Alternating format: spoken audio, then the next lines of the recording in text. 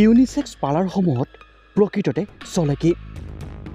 অনৈতিক কাৰ্যত লিপ্ত হৈ থাকোঁতে হাতে লোতে ধৰা পৰিল এখন ইউনিচেক্স পাৰ্লাৰ। আৰক্ষীৰ অভিযান অনুসৰি অন কেমেৰা যেতিয়াৰ তদন্ত আৰম্ভ কৰিলে তেতিয়াই জল পটকৈ সকলোখিনি ওলাই পৰিল।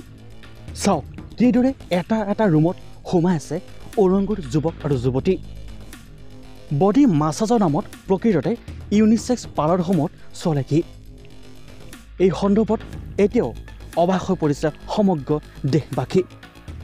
কিদৰে যুৱতীসমূহ ইয়ালৈ প্ৰেৰণ কৰা হয়, কামৰ প্ৰলোভন দি কিদৰে অনৈতিক কাৰ্যত লিপ্ত কৰা হয়, আছে নেকি জড়িত ইয়াৰ লগত কোনো দুষ্ট চক্ৰ? আৰক্ষীয়ে ইতিমধ্যে এই যুৱক যুৱতীসকলৰ উপৰিও এই ইউনিচেক্স পাৰ্লাৰৰ মালিকক গ্ৰেপ্তাৰ কৰিবলৈ সক্ষম হৈছে। এনেদৰে যদি ইউনিচেক্স পাৰ্লাৰসমূহত অনৈতিক কাৰ্য হৈ থাকে তেনেহ'লে সমাজখন ধ্বংস হ'বলৈ আৰু বেছিদিন নালাগিব। এই সম্পূৰ্ণ ঘটনাৰ ওপৰত আপোনালোকৰ মতামত জনাবলৈ নাপাহৰিব। আপোনালোকৰ মতামত বহুত বেছি প্ৰয়োজনীয়। বন্ধ হ'ব লাগে নেকি ইউনিচেক্স পাৰ্লাৰৰ নামত প্ৰকৃততে চলে কি?